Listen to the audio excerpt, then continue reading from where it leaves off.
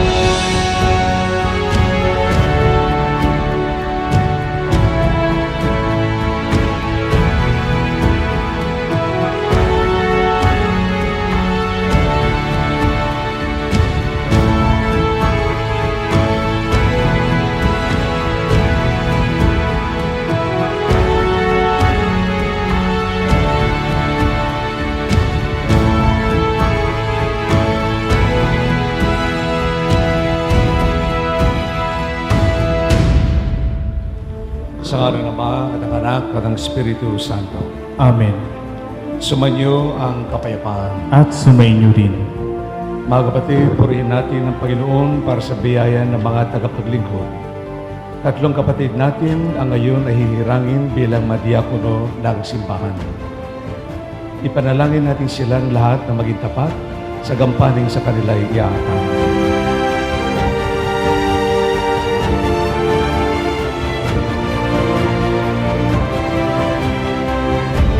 Minamahal na obispo, hinihiling po ng inang simbahan na ordenahan ang mga kapatid nating ito upang maging mga diakono. Sa palagay mo ba sila ay karapat-dapat? Sinangguni po namin ito sa sambayan ng Kristiyano na nagbigay ng pagsang-ayon. Ang mga namamahala sa paghubog sa kanila ay nagpasyang sila'y maaaring ordenan. Kaya pinatutunayan ko po na sila ay karapat-dapat. Sa pagtataguyod ng pong may kapal at ng ating tagapagligtas na si Jesucristo, hinihirang namin ang mga kapatid natin ito upang maging diakono. Bilang patunay ng inyong pagsang-ayon, hinihiling ko sa inyo na sila'y pasalubungan ng panagpakan.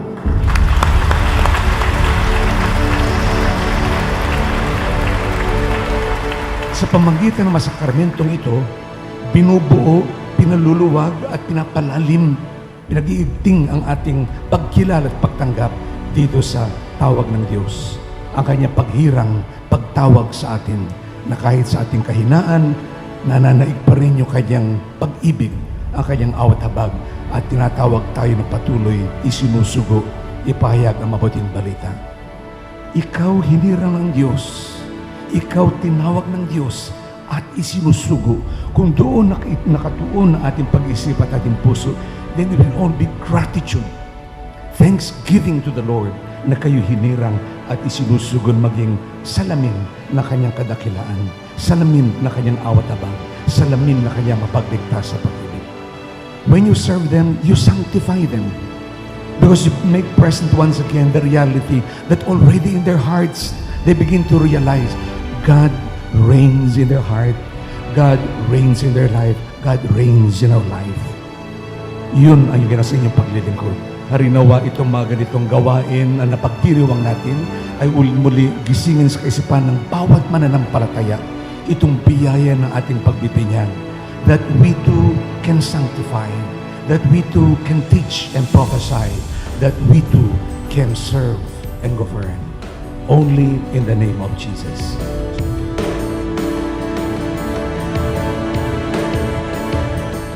Minamahal ko mga kapatid na ordenang diakono, ngayong tatanggapin ninyo ang banal na paglilingkod sa Diyos. Dapat kayong mangako na hindi kayo mag-aasawa bilang magpapahiwatig ng iyong pag-ibig at malasakit para sa mga anak ng Diyos na inyong paglilingkuran. Ang inyong wagas na pag-ibig kay Jesucristo at ang pamumuhay sa walang pasubaling paglilingkod sa Kanya ay siyang dapat magbunsod sa inyo upang maghandog ng sarili sa Kanya. Sa ganitong paraan, kayo ay makapamalaging laan sa Panginoong Hesus at malaya kayong makapaglingkod sa Diyos at sa inyong mga kapatid sa Kanyang angkan. Sa gayon ay maluwag ninyong magaganap ang iyong tungkulin bilang tagapaglingkod sa paghahatid ng kaligtasan at bagong buhay na dulot ni Jesucristo. Kay pamalas ninyo sa inyong mga kapatid sa pamagitan ng iyong salita at gawa ng Diyos ay dapat mahalin ng una sa lahat at dapat pahalagahan ang paglilingkod sa Kanya ng higit sa lahat ng bagay. Kaya nga sa harap ng Diyos at ng mga natitipon dito, kayo ba ay nakahanda na italaga ang iyong sarili kay Jesucristo sa habang buhay na pananatiling walang asawa para sa kaharian ng Diyos upang makapaglingkod sa Kanya at sa Kanyang sambayanan? Nakahanda po ako. Minamahal ko mga kapatid na ordenang diakono, dapat ninyong sabihin ng hayagan ngayon ang iyong malayang pasya na akuin ang paglilingkod ni Jesucristo. Nakahanda ba kayo para tanggapin ang pagpapatong ng aking mga kamay at ang paglukob ng Espiritu Santo upang kayo may talaga sa paglilingkod sa sambayanan ng Panginoon? Nakahanda po ako. Nakahanda ba kayong tumupad sa tungkuling tumuwang sa paglilingkod ng mga pari para sa kapakanan ng sambayanang Kristiyano, kalakip ang diwa na kababang loob at pagmamalasakit? Nakahanda po ako. Nakahanda ba kayong maging maasahang katiwala na pananampalataya na ayon kay Apostol San Pablo ay kailangang isaloob ng wagas at nakahanda ba kayong magpahayag na pananampalatayang ito sa iyong salita at gawa alinsunod sa banal na kasulatan at banal na pamana ng simbahan? Nakahanda po ako. Nakahanda ba kayo upang pamaligiin at pagyamanin ang diwa ng panalangin na naangkop sa inyong buhay at sa diwa nito at ayon sa inyong katayuan bilang mga lingkod ng Diyos? Nakahanda ba kayong manatiling tapat sa pagdiriwangan ng gawain ng Diyos para sa kapakanan ng Kanyang angkan at ng sanlibutan? Nakahanda po ako.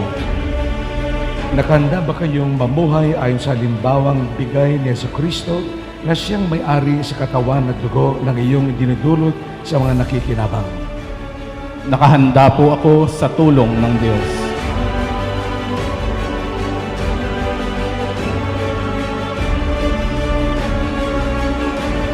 Brother Franz Aquino, nangangako ka ba sa akin at sa aking mga magiging kahalili na ikaw ay magiging magalang at masunurin? Opo, nangangako ako. Bigyan nawa ng Diyos ng kaganapan ng gawain ito na Kanyang sinulan.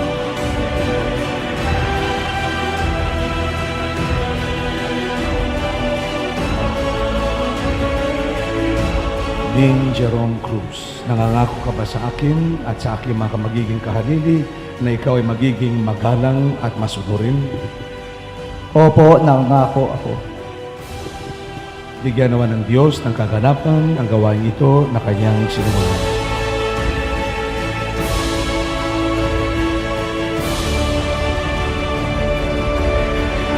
Eliezer Malubag, nangangako ka ba sa akin at sa aking magiging kahalili na ikaw ay magiging magalang at masunurin? Opo, nangangako ako. Bigyan nawa ng Diyos ng kaganapan ang gawain ito na Kanyang sinulan.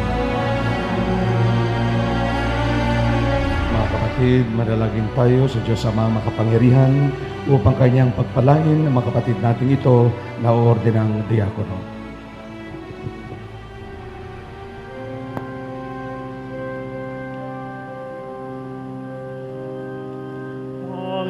Panginoon, gawaan mo kami. Panginoon, gawaan mo kami. Kristo, gawaan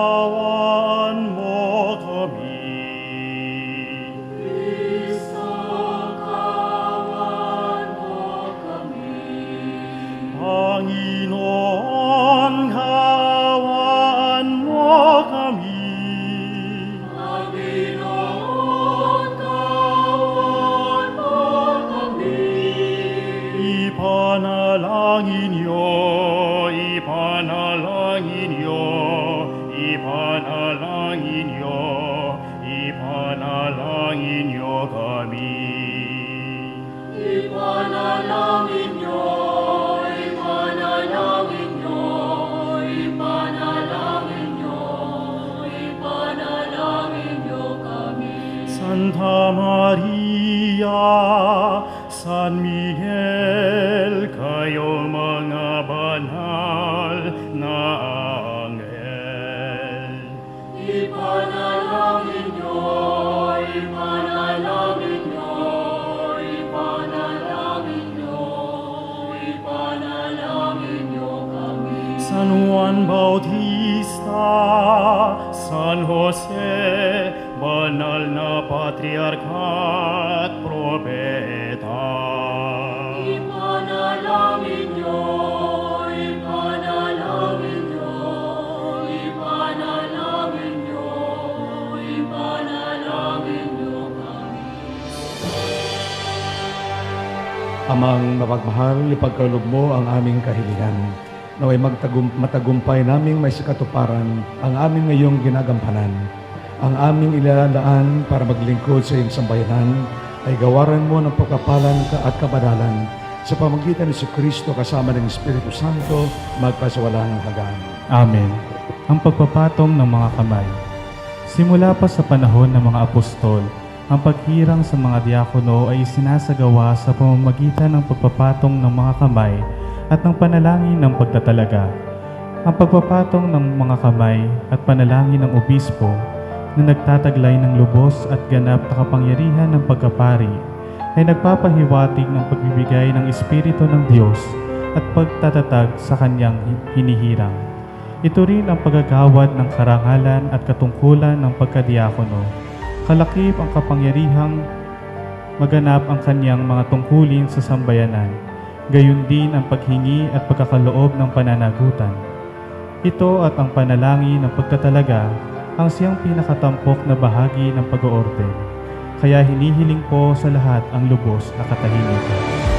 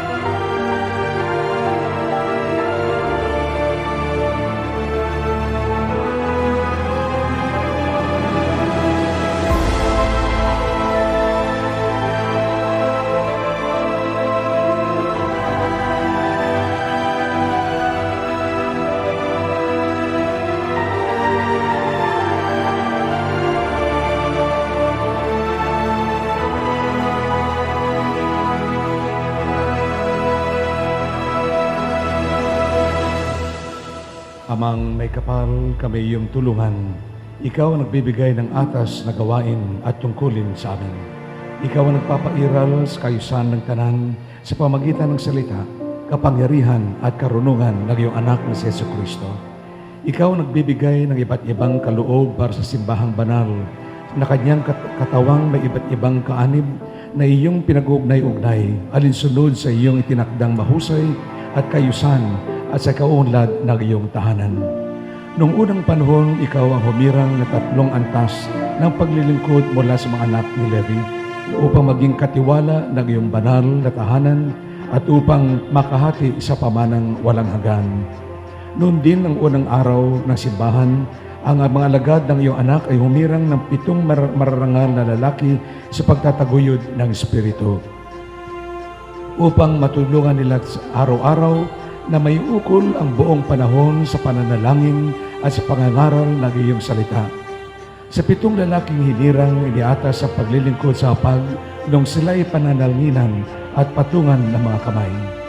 Panginoon, kalugdan mo ang iyong mga lingkod na ito na aming inordenang maging diakono upang sa iyong dambana ay makapaglingkod sila sa iyo. Panginoon, hinihiling naming isugo mo sa kanila ang Espiritu Santo na may 7 kaloob na pagpapala upang magbigay lakas sa kanila at matapat na pagganap ng kanilang paglilingkod. Matagpuan nawa sa kanila ang tanang mabuting katangian, ang wagas na pag-ibig, ang pagmamalasakit sa may mga sakit at mga dukha, ang kahinahunan sa pangangasiwa at sa kaloobang dalisay at ang maasahang pagtalima sa iyong diwang pamamatnubay. Maging liwanag lawa ang iyong mga utos sa kanilang pamumuhay upang sa kanilang ulirang kadalisayan sila magiging kaakit-akit na huwaran na sa iyong sambayanan. Mawalagi nawang malinis ang kanilang budhi upang sa paglilingkod kay Kristo sila manatili nang matularan nila ang anak mo ito na naparito upang maglingkod at hindi upang mangbusabos. Sa iyong piling sila nawa ay makahati sa kasiyahan ng iyong anak na nagahari kasama mo ng Espiritu Santo magpasawalang hanggan. Amen.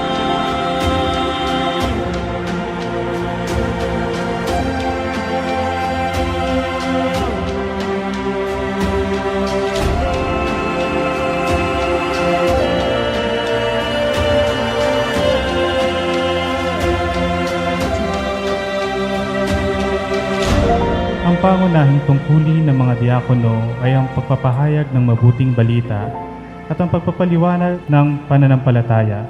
Ipagkakaloob ng obispo ang tungkulin at karapatang ito sa pamamagitan ng pag-aabot sa kanila ng aklat ng mabuting balita. Tanggapin mo ang mabuting balita ni Kristo na siyang iyong ipahahayag. Panaligan mo ang iyong inilalahad. Ituro mo ang iyong pinananalingan at sa katuparan mo ang iyong ipangangaral.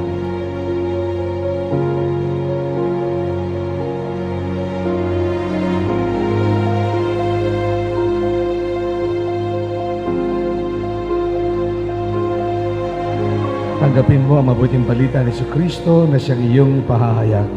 Panaligan mo ang iyong nilalahad, ituro mo ang iyong pinananaligan, at sa katuparan mo ang iyong pinangangaral.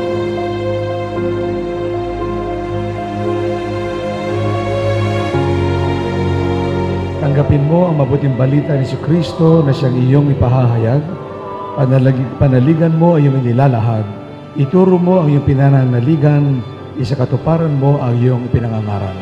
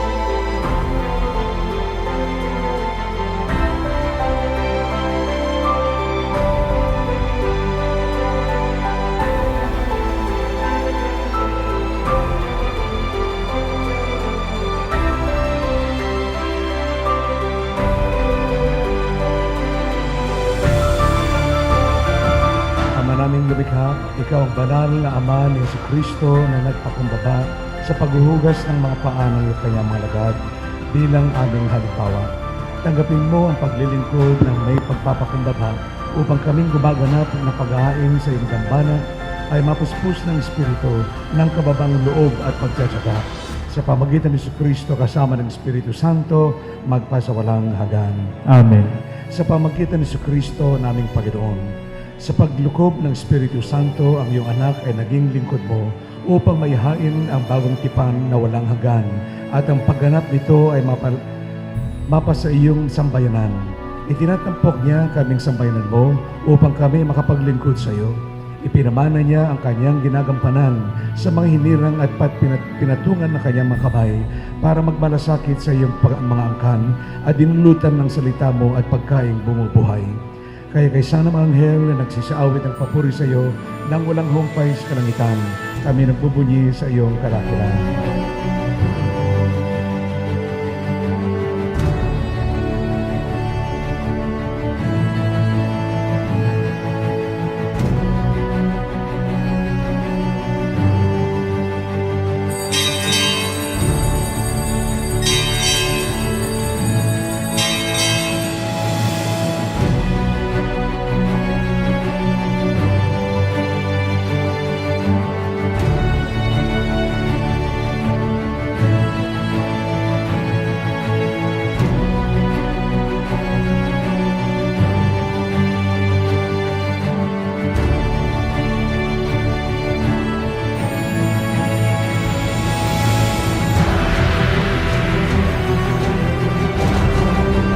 Ama naming mapagmahal, ang iyong mga lingkod na nakilabang sa pagkain tinunong banal ay pagkalooban mong makaganap sa tungkulin idulot sa tanan ang mabuting balita at piging na pag-ibig na tunay sa iyong kadarakila at kaliligtas ng tananalig na sambayanan sa pamamagitan ni Kristo kasama ng Espiritu Santo magpasawalang hanggan.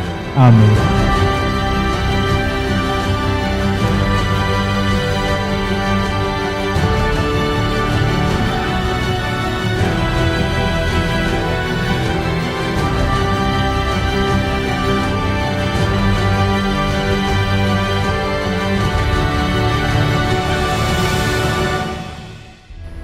Ngayong araw na ito, nasaksihan po natin ang pagpapakita ng Diyos ng kanyang awa at habag para sa amin at para sa buong diocese ng Cabanatuan. Tila ito isang pista sa ating diocese dahil kinaawaan tayo ng Diyos. Ang diocese ng Cabanatuan ay mayroong masaganang ani ng bukasyon. Kami pong tatlo na naordinahan bilang diakono ay hindi po naordinahan dahil sa aming sariling kakayanan. Kami po ay naordinahan dahil naawa at nahabag ang Diyos sa diocese ng Cabanatuan. Dahil dito, tayo pong lahat ay punong-puno ng pagpapasalamat sa ating mga puso. Samahan niyo po akong pasalamatan at papurihan ng Diyos dahil sa kanyang wagas na awa. Hayaan niyo po akong pasalamatan ang mga taong kinasangkapan ng Diyos upang dumaloy ang kanyang awa sa amin at sa buong diocese. Nais naming pasalamatan ang mga taong unang nagpakita sa amin ng pag-ibig. Sila na nagmulat sa amin upang aming mahalin ang ating pananampalataya. Sila na tunay na ehemplo ng pagiging bukas palad.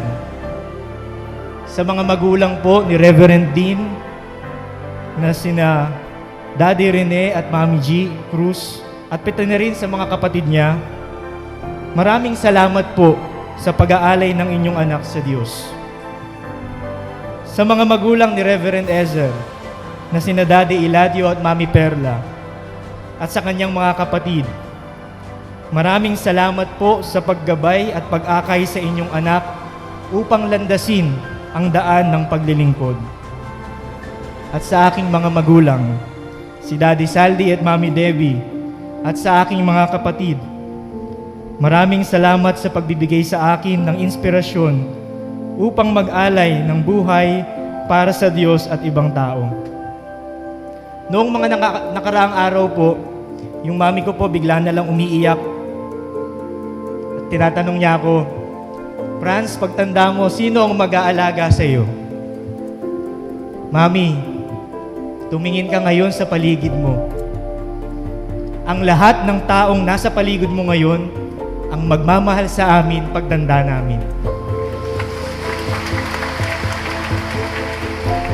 Nais rin po naming pasalamatan ang mga parokyang aming kinamulatan.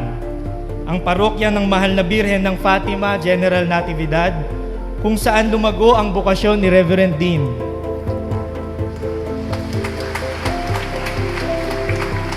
ang parokya ng Nuestra Señora de las Saleras, Aliaga, kung saan natutunan ni Reverend Ezer ang maglingkod sa Diyos. At ang parokya ni San Francisco ng Assisi, Bungabon, kung saan naramdaman ko ang awa at habag ng Diyos. Hindi namin makakalimutan ang aming karanasan sa loob ng seminaryo sa higit 1 dekada. Sa seminaryo ay mas nakilala namin ang Diyos na aming sinusundan. Ang seminaryo ang aming ikalawang tahanan. Doon kami ay naglakbay upang maging mabuti at banal na tagasunod ni Kristo. Ang Maria Assumpta Seminary ng ating diocese at ang San Carlos Seminary ng Archdiocese ng Maynila sa pangunguna ng mga rektor, mga formators, mga kapatid na mga seminarista, mga professors, mga non-teaching personnel, sa inyong lahat, maraming salamat po sa inyong pakikilalakbay sa amin. Mahigit 10 taon po kami sa loob ng seminaryo. Marami po ang nagtatanong kung nakakalabas daw po ba kami ng seminaryo. Opo, nakakalabas po kami ng seminaryo. Hindi lang po kami basta lumalabas. Bumababad pa po kami sa mga komunidad ng aming apostolate area. Sa apostolate area po namin na isasagawa ang mga natutunan namin sa loob ng seminaryo. Hayaan niyo pong banggitin namin ngayon ang mga pangalan na kung saan kami nag-apostolate. Para po kay Reverend Dean, ang parokya ng Gabaldon, Jaen, Santa Rosa, Saragossa at San Nicolas Gapan. Ang Manila Cathedral School, Tayuman, ang Silong Tanglao Foundation, Quezon City, ang Santo Niño Parish, Bato Leyte, St. John the Baptist Pinaglabanan, San Juan, at Manila Cathedral. Para naman po kay Reverend Ezer, ang parokya ni San Isidro, Nueva Ecija, ang St. John Nepomucene Parish, Malibay, Pasay City, at ang Nueva Ecija University of Science and Technology kung saan siya nagturo. Para naman po sa inyong lingkod, ang mga parokya ng Jaen, ng Santa Cruz Gapan, ng Bibiklat Aliaga, at ng General Tino. Gayon din po ang Paco Catholic School, ang Asilo de San Vicente Community, ang San Roque de Sampaloc Parish sa Sampaloc, Manila, at sa Holy Cross Parish, Barangay Cruz Naligas, Quezon City. Sa inyong lahat, maraming salamat po sa pagpapakita sa amin ng mukha ng ating Panginoon, lalong-lalo na sa mga ordinaryong tao. Hindi po biro ang pagpapari. Oo, isang masayang paglalakbay ang mamuhay sa loob ng seminaryo, ngunit dumarating po sa pagkakataon na ang mga seminarista ay nangangailangan ng tulong spiritual at pinansyal upang makapagpatuloy sa pagtugon sa tawag ng Diyos. Lubos po ang pasasalamat namin sa mga taong walang sawang nananalangin para sa amin at tumutulong habang kami ay nasa loob ng seminaryo. Malaki man o maliit ang inyong naitulong sa amin, sa mata ng Diyos at sa aming mga mata. Kayo po ay kabahagi ng aming paglalakbay patungo sa katuparan ng aming bukasyon. Hindi kami karapat-dapat na inyong tulungan, ngunit dahil sa awa ninyo at sa inyong pagnanais na mga paglingkod sa Diyos, buong puso kayong tumulong at nagbigay ng sarili upang makarating kami sa yugtong ito. Nabalitaan po namin na noong in-announce po ni Bishop sa clergy meeting noong February 29 na kaming tatlo ay maordinahan, tuwang-tuwa raw po ang ating kaparian. Sabik na sabik silang magkaroon ng mga bunsong kapatid. Sa katunayan po, kaming tatlo rin ay sabik na mapabilang sa ating kaparian dahil ang kaparian natin ay may maganda at malalim na pagkakaibigan at pagsasamahan. Isang katunayan po nito, kung nakita niyo po sa Facebook, ay yung nakaraang clergy Christmas party. Nung nagkaroon sila ng costume party, may nagsuot ng Batman, Superman, may Flintstones. Hindi po ito magagawa ng mga pari kung wala silang malalim na pakikipag-ugnayan sa bawat isa. Sino po sa inyo ngayon ang magsasabing malungkot ang maging pari? sa Diocese ng Cabanatuan, tunay ngang masaya ang maging pari. Kaya po sa patuloy po ninyong paggabay at pagbibigay ng inspirasyon sa amin, maraming salamat po mga fathers. Higit sa lahat, nais po naming magpasalamat ng taus-puso sa ama ng ating diocese. Walang iba kundi ang ating mahal na Obispo Sopronio A. Bangkul. Simula po noong nag-aral kami ng theology sa San Carlos Seminary, tila nalayo kami sa Diocese ng Cabanatuan. Para kami mga anak na nalayo sa kanilang mga magulang. Pero kahit nasa Maynila kami, hindi nagkulang ang ama ng ating diocese. Regular po ang aming individual colloquium sa kanya. At sa pakikipag-usap namin sa kanya ng personal, doon po namin nararamdaman ang kanyang makaamang pag-aalaga para sa kanyang mga seminarista. May mga pagkakataon o madalas na nagtatawanan kami. May mga pagkakataon rin na habang nag-uusap kami, si Bishop po ay napapaluha. Ngunit sa lahat ng pagkakataon, ang kanyang mga payo at insights ay nagbibigay sa amin ng lakas upang mahalin pa ang Diyos at ang kanyang simbahan. Bishop, sa inyo pong pagkalinga sa amin bilang inyong mga anak, maraming salamat po.